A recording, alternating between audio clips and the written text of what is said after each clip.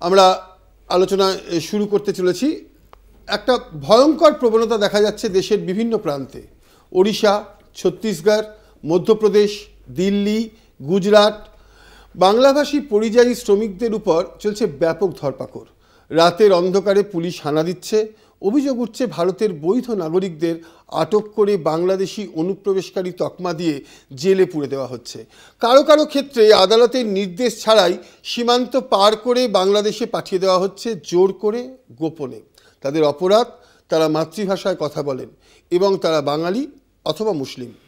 কেন সারা দেশে জুড়ে বাঙালি খেদাও অভিযান শুরু হলো?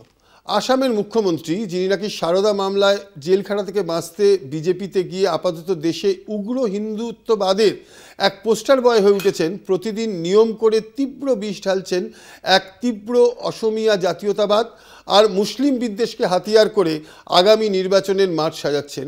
সেই তিনি খুব সাফ জানিয়ে দিয়েছেন, যদি কেউ নিজেদের সরকারি নথিতে বাংলা মাতৃভাষা হিসাবে বাংলা লেখে কিংবা ফর্ম ফিল আপ বা স্কুলে বাংলা ভাষার নাম লেখায়, তাহলে তা বা তাদের বাংলাদেশি বলে সন্দেহ করার ভিত্তি হতে পারে।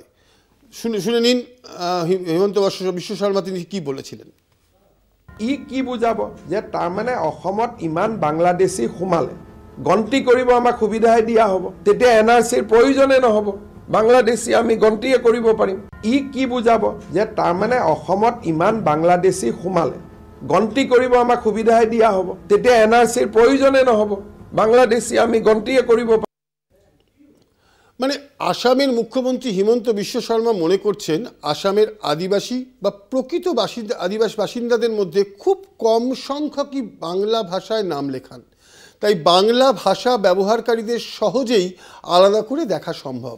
আর তাই গোটা আসামে বাংলা ভাষা যারা ব্যবহার করেন, যারা বাঙালি, তারা আজ সন্দেহের এপিক সেন্টারে অর্থাৎ কেন্দ্রে এসে দাঁড়িয়েছেন। একের পর এক ঘটনাক্রম দেখলেই বোঝা যাবে দেশের বিভিন্ন প্রান্তে শুধু বাংলায় কথা বলার জন্য কি পরিস্থিতির শিকার বাঙালি। June July 2025 Delhi. বসন্ত কুঞ্জের জয় হিন্দ কলোনিতে বাঙালি বাসিন্দাদের জলের লাইন ও বিদ্যুৎ সংযোগ কেটে দেওয়া হয় এবং উচ্ছেদের চেষ্টা করা হয়। করল কারা? Delhi police, RAB. July 2025 Odisha. Paradip এবং উপকূলীয় জেলাগুলোতে বাংলাভাষী 444 জন শ্রমিককে বাংলাদেশি সন্দেহে আটক করা হয়। করল কারা?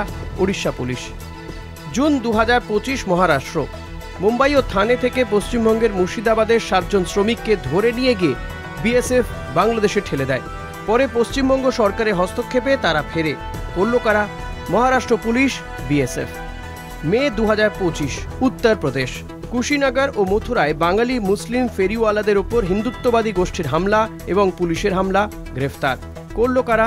হিন্দুত্ববাদী গোষ্ঠী, পুলিশ। মে 2025 রাজস্থান। পশ্চিমবঙ্গের কোচবিহারের 13 জন শ্রমিককে বাঙালি হওয়ার কারণে বাংলাদেশি সন্দেহে 9 দিন আটক রাখা হয়। পরে পশ্চিমবঙ্গ সরকারের হস্তক্ষেপে মুক্তি। করল কারা? রাজস্থান পুলিশ। জুলাই 2025 আসাম।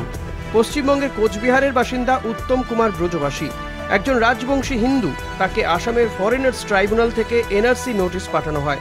করল কারা? আসাম সরকার।